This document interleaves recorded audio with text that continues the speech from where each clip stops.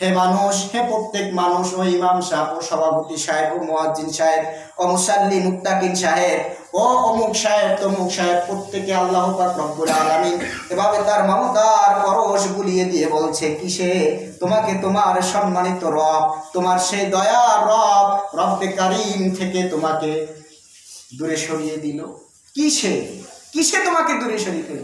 আল্লাহ পাক রব্বুল আলামিন পরে অথচ আল্লাযী খালাকাকা ফাসাওয়াকা ফাআদালাক। সুবহানাল্লাহ। অথচ সেই আল্লাহ পাক রব্বুল আলামিন তোমাকে সুগঠিত করেছেন। তার মানে তোমার যেখানে যা দরকার ছিল সেখানে তাই দিয়ে তোমাকে আল্লাহ পাক রব্বুল আলামিন সৃষ্টি করেছেন।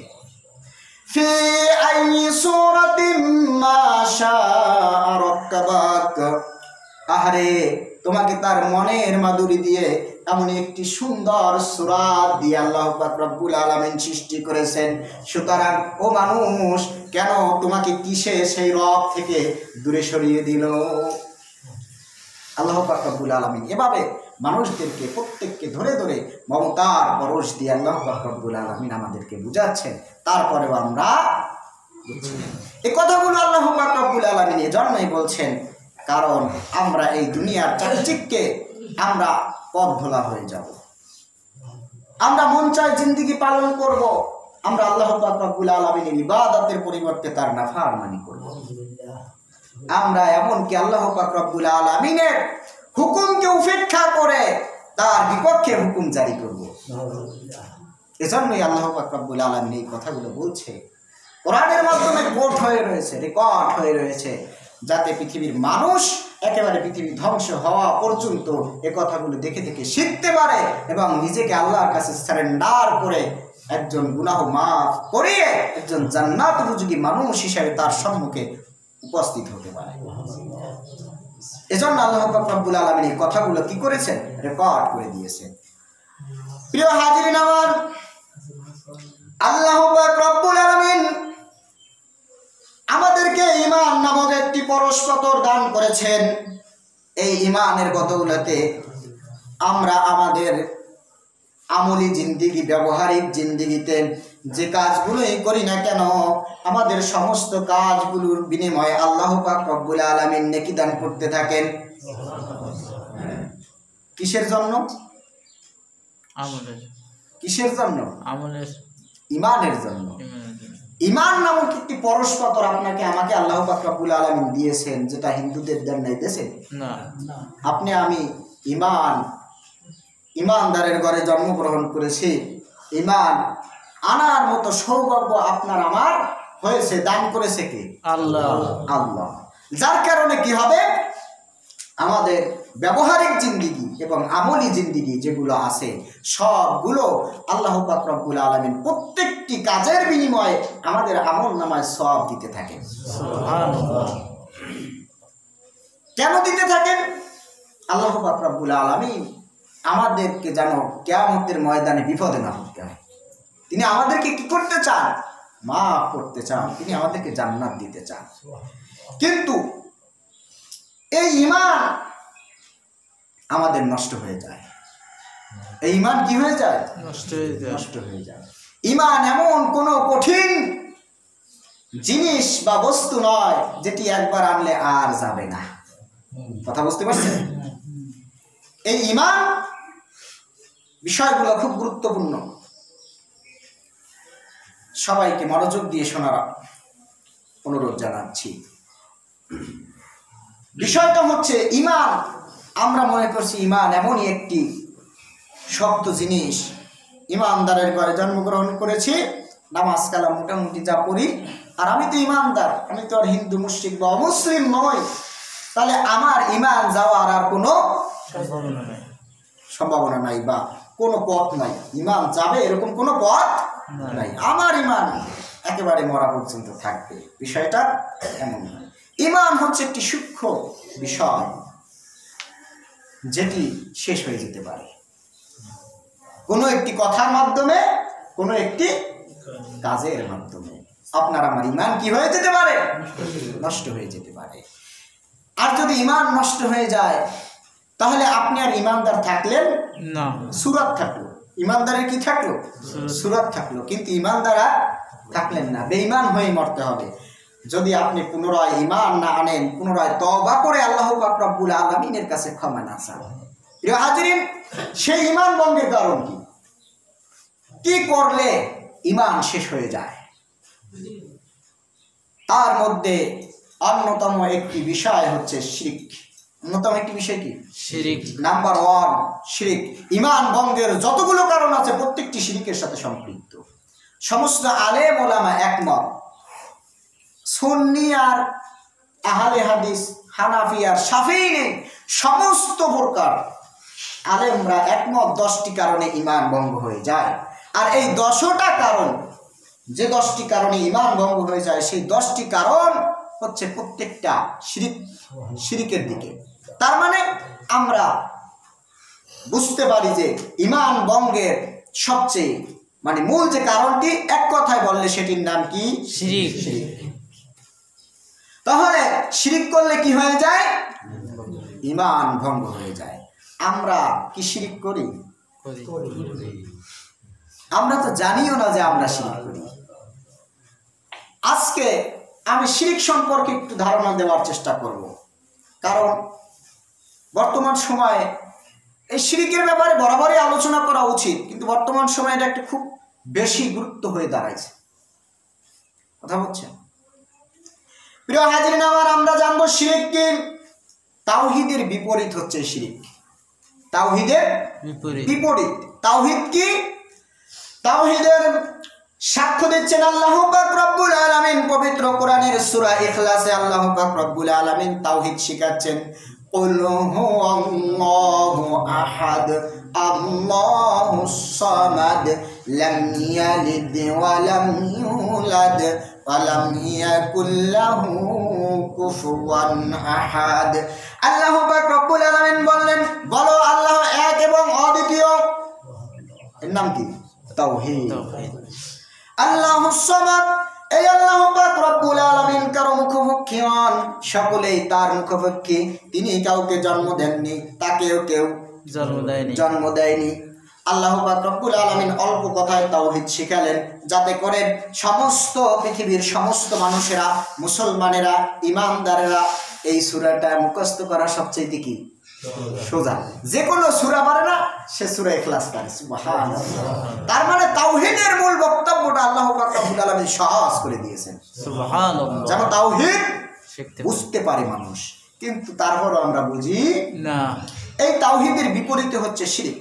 আল্লাহ পাক রব্বুল আলামিন ওখানে যে কয়টি গুণের কথা বলেছেন, সেই কয়টি গুণের সাথে যদি তাকে সম্পৃক্ত করা হয়, তাহলে কি হবে? সেটা কি হয়ে যাবে? শিরক হয়ে যাবে। তাওহীদের বিপরীত শব্দ যদি শিরক হয়, তাহলে ইবাদতের বিপরীত শব্দ কি? শিরক। শিরক হয়ে যায়। তাহলে ইবাদতের বিপরীতেও কি হয়ে যায়? শিরক। কারণ আপনি যখন আল্লাহ পাক রব্বুল আলামিনকে এক বলবেন, আর যখন বলবেন লা ইলাহা ইল্লাল্লাহ, তার মানে বললেন কি? আল্লাহ ছাড়া কোনো ইলাহ নাই, কোনো উপাস্য নাই, ইবাদত পাওয়ার উপযুক্ত আর কেউ নাই। এখন বুঝতে হবে তাহলে ইবাদতটা কি। তাহলে বুঝতে হবে কি যে ইবাদতটা কি। ইবাদত হলো, আল্লামা কুরতুবী রাহিমাহুল্লাহ তাফসিরে কুরতুবীতে সূরা ফাতিহার ইয়াকা না'বুদু, এইখানে যে আমরা আল্লাহর ইবাদত করি, এর তাফসিরে আল্লামা কুরতুবী সিও তাফসিরে বলেন, আল ইবাদাতুত তাআতু ওয়াত তাযাল্লুল, যে ইবাদত হলো তাআত, আনুগত্য করা, আর তাযাল্লুল বিনয়ী হওয়া। এখন বলেন, ইবাদত অর্থ কি নামাজ? ইবাদত অর্থ কি রোজা? না। তার মানে এগুলো ইবাদত না এমনটা না। ইবাদত হচ্ছে সকল ক্ষেত্রে আল্লাহ পাক রব্বুল আলামিনের আনুগত্য, এবং সকল ক্ষেত্রে সব জায়গায় বিনয়ী থাকতে হবে কার কাছে? আল্লাহর কাছে। তার মানে কোনো দাম্ভিকতা চলবে না। যেখানেই আল্লাহ পাক রব্বুল আলামিনের কোরআনের বক্তব্য আসবে, সেখানেই মস্তককে বিনয় করতে হবে। সেখানে ঘাড় তেরামি করে আল্লাহ পাক রব্বুল আলামিনের হুকুমের বিরোধিতা করে নিজের হুকুমকে প্রতিষ্ঠা করা যাবে না। আল্লাহ পাক রব্বুল আলামিনের যেখানে হুকুম আসবে সেখানেই আনুগত্য করতে হবে। কার কথা? আল্লাহ। সেখানে আর অন্য কারো ফতোয়া চলবে না। এর নাম হচ্ছে ইবাদত সকল ক্ষেত্রে। প্রিয় হাজিরিন আমার, তাহলে আমরা এক কথায় শিরক কাকে বলে, শিরকটাকে একটু বুঝে নিন। আল্লাহ পাক রব্বুল আলামিনের জাত সিফাত, আল্লাহ পাক রব্বুল আলামিনের জাতে সিফাতে, তার প্রভুত্বে মানে তার ক্ষমতায়, এবং তার প্রাপ্য অধিকার মানে হচ্ছে তার ইবাদতে কাউকে সমকক্ষ মনে করা, বিশ্বাস করার নাম হচ্ছে শিরক। নাম হচ্ছে কি? শিরক। শিরক। এখন আল্লাহ পাক রব্বুল আলামিনের ক্ষমতা কি? আপনারা জানেন আল্লাহর ক্ষমতা কি? আল্লাহর ক্ষমতার কোনো ব্যাখ্যা আছে? নাই। আল্লাহর ক্ষমতা কি ব্যাখ্যা করে বোঝানো সম্ভব? না। দুনিয়ার কোন কারো ক্ষমতার সাথে যে আল্লাহর ক্ষমতার কুফু আছে? নাই। আমরা বলি নাই ওয়ালাম ইয়াকুল্লাহু কুফুওয়ান আহাদ, ওই যে সূরা ইখলাসে কোন সৃষ্টির কোন কিছুর সাথে আল্লাহর কুফু নাই। কুফু মানে কি? সামঞ্জস্য নাই, এটা তাওহীদ। সুতরাং আল্লাহর ক্ষমতার সাথে কারো ক্ষমতার কোনো, তার মানে সকল ক্ষমতার উৎসকে আল্লাহ না জনগণ? না, আল্লাহ। আল্লাহ। রাষ্ট্র না, রাষ্ট্র অবধানত করতে হবে কার হুকুমের কাছে? আল্লাহ। আল্লাহর হুকুমের কাছে, না হলে ও রাষ্ট্র মুশরিক।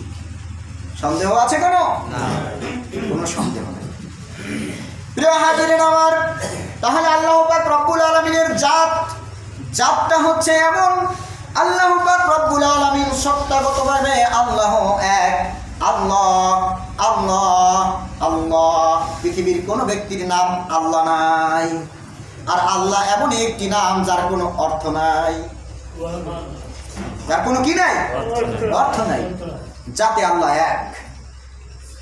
আপনি আল্লাহ এটাকে যদি বিশ্লেষণ করে দেখেন বিভিন্নভাবে, যদি বোর্ড থাকতো তাহলে দেখাইতে পারতাম, দেখতেন কিভাবে। আল্লাহু, আলিফ লাম, লাম হ্যাঁ, তাই না? প্রথম থেকে যদি আলিফটা বাদ দিয়ে দেন তাহলে থাকে লিল্লাহু, লিল্লাহু মানে আল্লাহ। সুবহানাল্লাহ। প্রথম থেকে যদি আলিফ এবং লাম বাদ দেন তাহলে থাকে লাহু। কি থাকে? লাহু। লাহু, লাহু মানেও কি? আল্লাহ। লাহু মা ফিস সামাওয়াতি ওয়া মা ফিল আরদ। সুবহানাল্লাহ। লাহু মানে কি? ওই আল্লাহু আকবার। লাহু মা ফিস সামাওয়াতি ওয়া মা ফিল আরদ, এই জমিন এবং আসমানের মালিক লাহু মানে ওই আল্লাহ। এরপরে যদি ওই লাম আলিফ সহ আরো ওই দুইটা লামকেও বাদ দিয়ে দেন থাকে হু। থাকে কি? দেখেন এই হু মানেও কি? আল্লাহ। আল্লাহ। হুয়াল্লাহুল্লাযী লা ইলাহা ইল্লা হু। আল্লাহু আকবার। তার মানে আল্লাহ পাক রব্বুল আলামিন তার নামের সাথে কারো কোনো সামঞ্জস্য নাই। আল্লাহ পাক রব্বুল আলামিন জাত আল্লাহ এক। এখানে কাউকে সমকক্ষ মনে করা যাবে না। এরপরে হচ্ছে আল্লাহ পাক রব্বুল আলামিনের সিফাত মানে গুণ। আল্লাহ পাক রব্বুল আলামিনের গুণবাচক 99টি নাম আছে। গুণবাচক কয়টি নাম আছে? 99টি নাম আছে। এই সমস্ত নামগুলো হচ্ছে আল্লাহর গুণ। সুতরাং রব, রব মানে কি? পালনকর্তা, প্রভু। এই প্রভুকে আল্লাহ। আল্লাহ এর সাথে কারো কোনো কি নাই? এই পালনকর্তার সাথে কারো কোনো কুফু থাকবে না, কারো কোনো সামঞ্জস্য থাকবে না, কাউকে কিছু মনে করা যাবে না। সুতরাং আমাদের অনেকের নাম আছে রব, আমরা রব বলবো না, কি বলবো? আব্দুর রব। তার মানে সে রবের গোলাম, রব নয়। কথা বুঝতে পারছেন? এরকম আল্লাহ পাক রব্বুল আলামিনের যে 99টি নাম আছে, প্রত্যেকটি গুণবাচক নামই হচ্ছে আল্লাহর সিফাত। এই সিফাতের সাথে কাউকে অংশীদার স্থাপন করা যাবে না। এরপরে হচ্ছে আল্লাহ পাক রব্বুল আলামিনের জাত সিফাত গেল। এরপরে আল্লাহ পাক রব্বুল আলামিনের প্রাপ্য অধিকার, ক্ষমতা। আল্লাহ পাক রব্বুল আলামিনের যে ক্ষমতা তার সাথে কুফু নাই। আল্লাহ পাক রব্বুল আলামিনের প্রাপ্য অধিকার মানে ইবাদত, আর ইবাদত মানে হচ্ছে তার আনুগত্য করা। কি করা? আনুগত্য করা। এই আল্লাহ পাক রব্বুল আলামিনের আনুগত্যের সামনে যদি আমার নেতার আনুগত্য চলে আসে, কার আনুগত্য করব? আল্লাহ। কথা বলেন না কেন? আল্লাহ। কার আনুগত্য করব? আল্লাহর আনুগত্য করব। ইমাম সাহেবের আসলে না, আমার আব্বার আসলে না, না, কার আনুগত্য করতে হবে? আল্লাহ। এটা কিন্তু খুবই কঠিন কথা। আমরা অনেকেই ইবাদতের ক্ষেত্রে আল্লাহর আনুগত্য করি না, ইবাদতের ক্ষেত্রে সমস্ত জায়গায় আল্লাহর আনুগত্য করার নামই হচ্ছে ইবাদত। সুতরাং যেখানে আল্লাহর হুকুম আছে সেখানে রাষ্ট্রের হুকুম মানা যাবে না, দলের হুকুম মানা যাবে না, কোনো ব্যক্তির হুকুম সেখানে আর চলবে না। যদি চলে, যদি আনুগত্য করে তাহলে কি হয়ে যাব? মুশরিক। মুশরিক হয়ে যাব। কি হয়ে যাব? মুশরিক। মুশরিক। তাহলে কি হয়ে যাবে? আরে ঈমান কেটে যাবে। আগে বলি নাই যে ঈমান ভঙ্গের কারণ তার মধ্যে কি? শিরক। শিরক।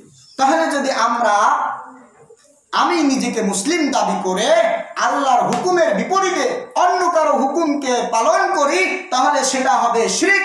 আর সেই শিরক করার সাথে সাথে আমার ঈমান শেষ, মৃত্যু হয়ে গেলে জাহান্নামে। কোনো সন্দেহ নাই।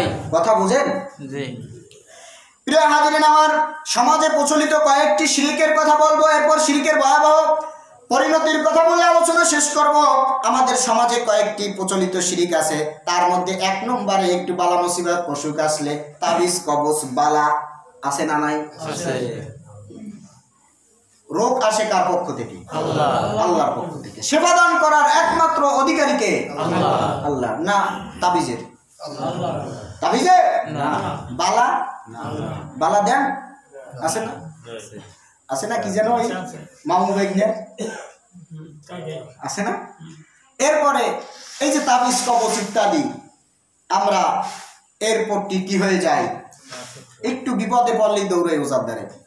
ওজায় 1 কেজি দিয়ে দেয়, গলায় ফেসাও তাগা আছে না? আছে। মানুষ কি হয়ে যায়?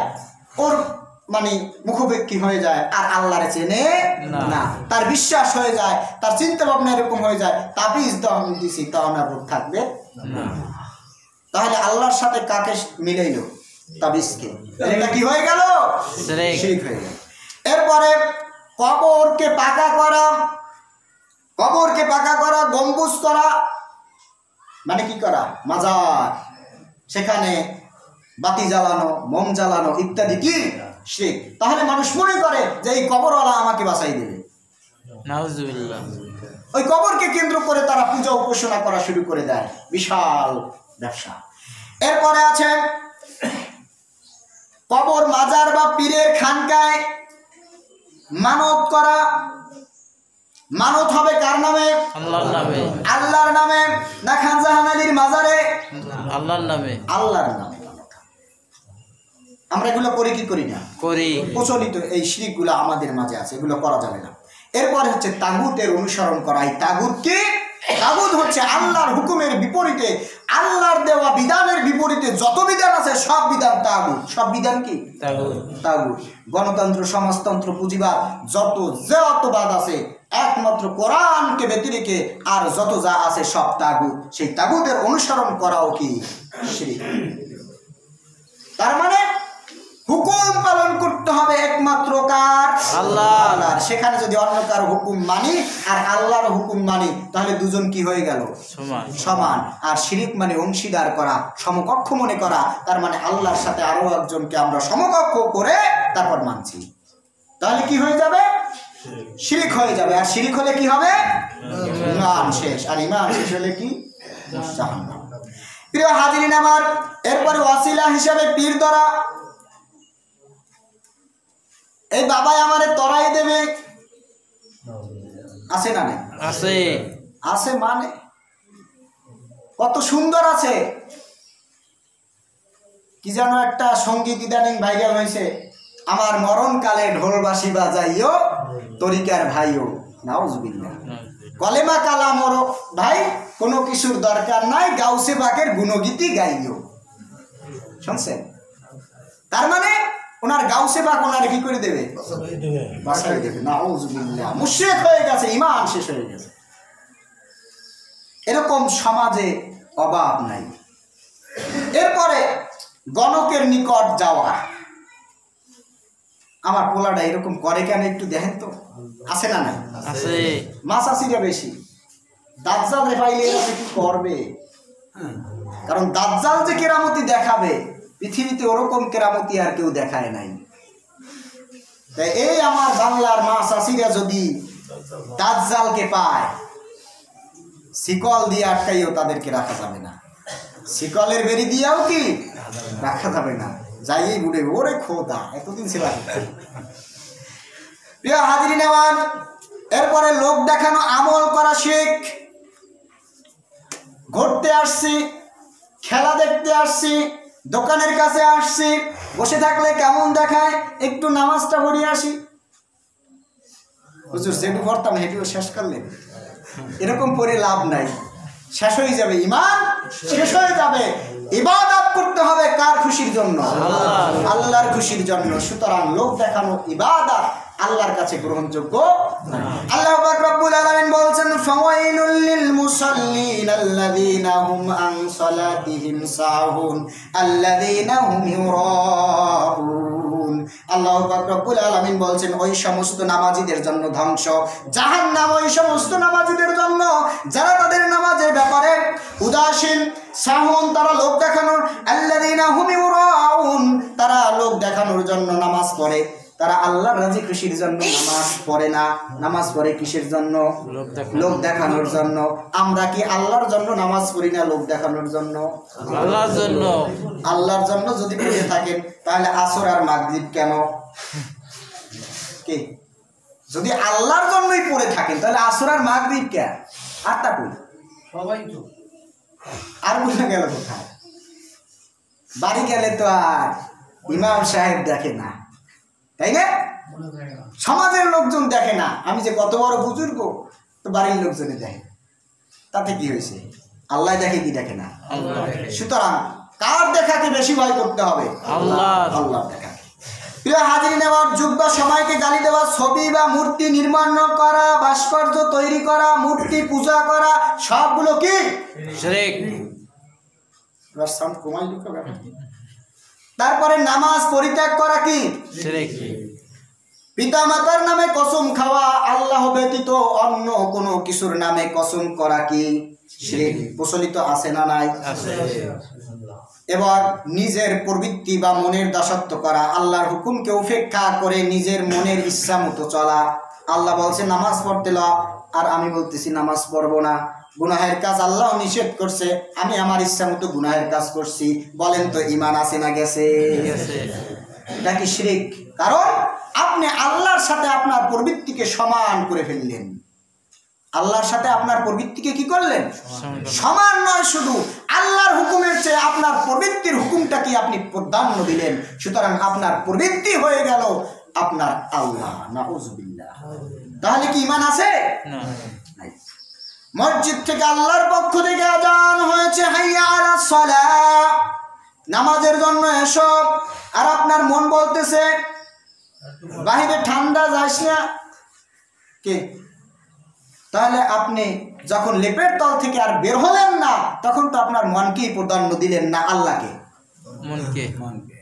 ঈমান আছে? নাই। তাহলে নামাজ না পড়লে ঈমান থাকে কেন? ঈমান কি আছে? নাই। এরপরে আমাদের সমাজ বা রাষ্ট্র যে শিরকটার দিকে বেশি ঝুঁকছে ইদানিং, যেটা নিয়ে বেশি বিতর্ক, আপনাদের সাউন্ড সেটা থেকে কম আসছে। ছবি বা মূর্তি নির্মাণ করা, ভাস্কর্য নির্মাণ করা, এটা একটা শিরক। এটা একটা কি? আমরা এখন শিরকের ভয়াবহতা দেখেন। শরীয়ত এ ব্যাপারে বিন্দু পরিমাণ ছাড় দিতে পারে না, কারণ এটা তাওহীদের সাথে কি সাংঘর্ষিক। আর তাওহীদের ক্ষেত্রে ইসলাম বা মুসলমান ইমানদার কোনো প্রকার ছাড় দিতে পারে না, কারণ এটা তার ইমানের সাথে যায় না। তাহলে সে কি হয়ে যাবে? মুশরিক হয়ে যাবে, তার ইমানটা নষ্ট হয়ে যাবে, সে জাহান্নামী হয়ে যাবে যদি তওবা না করে মৃত্যুবরণ করে। প্রিয় হাজিরিন, আমরা একটা হাদিস, কয়েকটি হাদিস এবং কোরআনের আয়াত শুনবো। আবুল হাইয়াস আসাদি রাহিমাহুল্লাহ থেকে বর্ণিত, আলী রাদিয়াল্লাহু, তিনি বলেন যে আলী রাদিয়াল্লাহু তাআলা আনহু আমাকে বললেন, কি বললেন? আলা আবআতুকা আলা মা বাআসানি আলাইহি রাসূলুল্লাহি আল্লা তাদআ তিমসালান ওয়ালা সূরাতান ইল্লা তামসাতাহা ইল্লা তামাসতাহা ওয়ালা কবরান মুসরিফান ইল্লা তাসাওয়াইতাহু। হযরত আলী রাদিয়াল্লাহু তাআলা আনহু আমাকে বললেন, আমি কি তোমাকে এমন কাজের কথা বলবো না যে কাজ করতে রাসূল আমাকে বলেছেন, যে কাজের জন্য রাসূল আমাকে পাঠিয়েছেন, আমি কি তোমাকে সেই কাজের কথা বলবো না? সেই কাজ হলো কি, যাও যেখানে ভাস্কর্য পাবে গুড়িয়ে দিবে, যেখানে ছবি পাবে মুছে দিবে, যেখানে কবর পাবে উঁচা কবর পাবে, মাজার পাবে সমান করে দিবে। এটা কার হুকুম? আল্লাহ রাসূলের হুকুম। আল্লাহ রাসূল কাকে হুকুম করেছেন? আলী রাদিয়াল্লাহু তাআলা আনহুকে। আলী রাদিয়াল্লাহু তাআলা আনহু কাকে হুকুম করছেন? এই যে আবুল হাইয়াস আসাদি একজন তাবিঈকে আল্লাহ রাসূলকে আল্লাহর কাছ থেকে না জেনে বলছেন না, তার মানে এটা আল্লাহরই হুকুম। এটা কার হুকুম? আল্লাহর হুকুম। এরপরে হযরত আয়েশা রাদিয়াল্লাহু তাআলা আনহা থেকে বর্ণিত, তিনি বলেন রাসূল করিম সাল্লাল্লাহু আলাইহি ওয়াসাল্লাম বলেছেন, আশাদ্দুন নাসি আযাবান ইয়াউমাল কিয়ামাতিল্লাযীনা ইউদাউনা বিখালকিল্লাহ। রাসূল করিম সাল্লাল্লাহু আলাইহি ওয়াসাল্লাম বলেছেন, কিয়ামতের কঠিন ময়দানে সবচেয়ে বেশি আযাব পাবে ওরা যারা আল্লাহর সৃষ্টির সামঞ্জস্য করে কোনো কিছু সৃষ্টি করতে চায়। আল্লাহর সৃষ্টির মতো কোনো কিছু কি করতে চায়? বানাইতে চায়, সৃষ্টি করতে চায়। কোনো মানুষ, আজকে আমি যদি মরে যাই, আমার মতো একটা মানুষকে যদি কেউ তৈরি করার দুঃসাহস করে, আমি কার সৃষ্টি? আল্লাহর সৃষ্টি। সুতরাং আমাকে যদি সৃষ্টি করার কেউ দুঃসাহস করে, আল্লাহ রাসূল বলছেন কিয়ামতের কঠিন ময়দানে সবচেয়ে বেশি আযাব পাবে ওই ব্যক্তি। জায়েজ না হারাম? হারাম। জায়েজ করার কোনো সুযোগ নাই। প্রিয় হাজিরিন, হাদিসে কুদসি বলা হয় যে হাদিসে আল্লাহ বলেছেন কথাটি উল্লেখ থাকে। রাসূল করিম সাল্লাল্লাহু আলাইহি ওয়াসাল্লাম বলেছেন যে আল্লাহ পাক রব্বুল আলামিন বলেন, আমান আযলামু মিম্মান যাহাবা ইয়াখলুকু কা খালকি। আল্লাহ পাক রব্বুল আলামিন বলেন, ওই ব্যক্তির চেয়ে বড় জালিম আর কে হতে পারে যে আল্লাহর সৃষ্টির মতো সৃষ্টি করতে চায়? কে বলছেন? আল্লাহ বলছেন। পরিণতি কি হবে? আলেম ওলামা আমরা আপনাদেরকে সচেতন করতে পারি, আমরা আপনাকে বলতে পারি, আপনি চাইলে আমাদের ঘাড় মটকে দিতে পারেন, কারণ আপনার সেই ক্ষমতা আছে। কিন্তু কঠিন কিয়ামতের ময়দানে যখন আপনার ঘাড় ধরা হবে, তখন কিন্তু বাঁচানোর কেউ থাকবে না। তখন বাঁচানোর কেউ থাকবে না। কুরআনই বলছে, আফিকাল্লাযীনা কাফারু ইলা জাহান্নামা ঝুমারান, যখন কাফেরদেরকে ঘাড় ধরে জাহান্নামের দিকে হাঁটিয়ে নেওয়া হবে। কে বলছেন? আল্লাহ। সূরা জুমার ৭১ নম্বর আয়াত পড়বেন যাইয়া। আসিকাল্লাযীনা কাফারু ইলা জাহান্নামা যুমারা হাত্তা ইযা জাউহা ফুতিহাত আবওয়াবুহা ওয়া ক্বালা লাহুম খাযানাতুহা আলাম ইয়াতিকুম রাসূলুম মিনকুম ইয়াতলুনা আলাইকুম আয়াতি রাব্বিকুম ওয়া ইউনযিরুনাকুম লিকাআ ইয়াউমিকুম হাযা ক্বালু বালা ওয়ালাকিন হাক্কাত কালিমাতুল আযাবি আলাল কাফিরিন। আল্লাহ পাক রব্বুল আলামিন বলেন, সেদিন কিন্তু আলেমের কথা জিগাবে। যখন কিয়ামতের কঠিন ময়দানে ঘাড় ধরে জাহান্নামের দিকে নিয়ে যাওয়া হবে, জাহান্নামের দ্বার প্রান্তে যখন এসে দাঁড়াবে, তখন ফেরেশতারা বলবে, তুমি এখানে আসছো কেন? তুমি তো তাহাজ্জুদ গুজারি, কোরআন পড়নেওয়ালা, হাজী সাহেব, গাজী সাহেব, মাদ্রাসা করেছো, মসজিদ করেছো, নামাজ পড়েছো, তুমি এখানে কেন? তোমার কাছে আলাম ইয়াতিকুম রাসূলুম মিনকুম, তোমার কাছে কি তোমাদের পক্ষ থেকে নবী যায় নাই? কথাটা বলছেন, তোমার কাছে তোমাদের মধ্য থেকে, তোমার কাছে তোমাদের মধ্য থেকে, তার মানে রাসূল চলে গেছে, রাসূলের ওয়ারিসটা আছে, তারা আমাদেরকে আমাদের মধ্য থেকেই দাওয়াত দেবে। আলাম ইয়াতিকুম রাসূলুম মিনকুম ইয়াতলুনা আলাইকুম, তারা কি কোরআনের আয়াত তেলাওয়াত করে তোমাকে শোনায়নি? তখন একেবারে সহজ স্বীকারোক্তি, কলু বালা, অবশ্যই করেছিল, ওয়ালাকিন হাক্কাত কালিমাতুল আযাবি আলাল কাফিরিন, কাফেরদের ব্যাপারে যে আযাবের সুসংবাদ, আযাবের যে ভবিষ্যৎবাণী তারা করেছিল, আজকে তো সেটা নির্ধারিত হয়ে গেল। তখন ফেরেশতারা কি বলবে জানেন? তখন ফেরেশতা বলবে, কিলাদ খুলু আবওয়াবা জাহান্নামা খালিদিন, ঢোকো এই জাহান্নামের দরজা দিয়ে ঢোকো, ফাবিসা মাসওয়াল মুতাকাব্বিরিন, এটাই হচ্ছে অহংকারীদের জন্য উত্তম জায়গা। সুতরাং কথাবার্তা বলার আগে হিসাব করতে হবে। প্রিয় হাজিরিন আমার, কিয়ামতের ময়দানে আল্লাহ পাক রব্বুল আলামিন সমস্ত গুনাহ, হাদিসে আসছে এরকম, দুনিয়া জোড়া যদি কেউ গুনাহ নিয়ে আমার সম্মুখে উপস্থিত হয়, আমি কিন্তু সে জীবনে আমার সাথে কাউকে শরীক করে নাই, আমি তত সমান দয়া নিয়ে তার সামনে উপস্থিত হব। সুবহানাল্লাহ। সে যদি কি না করে, শিরক না করে, শিরিক না করে, তাহলে সে যত বেশি গুনাহ নিয়ে আসবে আমি তার চেয়ে তত বেশি কি দয়া নিয়ে তার সম্মুখে হাজির হব, আমি তাকে জাহান্নামে যেতে দেব না। কিন্তু যদি কেউ শিরক নিয়ে একবার মাত্র শিরক করেছে, তওবা করে নাই, এমন অবস্থায় সে যদি আমার কাছে হাজির হয়, ইন্নাল্লাহা লা ইয়াগফিরু আইয়াশরিকা বিহা ওয়া ইয়াগফিরু মা দুনা যালিকা লিমান ইয়াশা।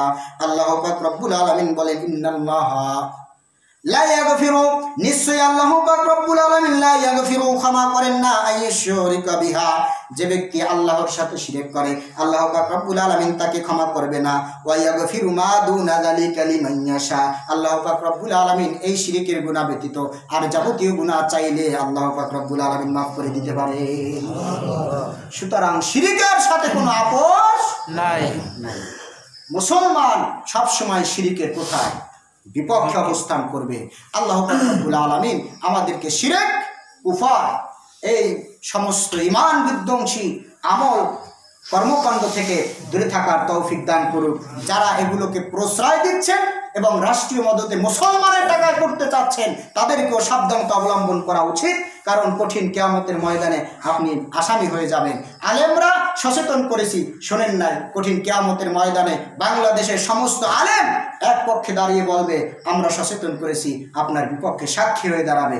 আমরা তাকে সচেতন করেছি কিন্তু সে মানে নাই, তাহলে আর কিন্তু রক্ষা নাই। প্রিয় হাজিরিন, আমাদেরকে বুঝতে হবে, আমাদেরকে এই সমস্ত শিরকি কর্মকাণ্ড থেকে আমাদেরকে অবশ্যই দূরে সরে আসতে হবে। আল্লাহ পাক রব্বুল আলামিন আমাদেরকে তৌফিক দান করুন।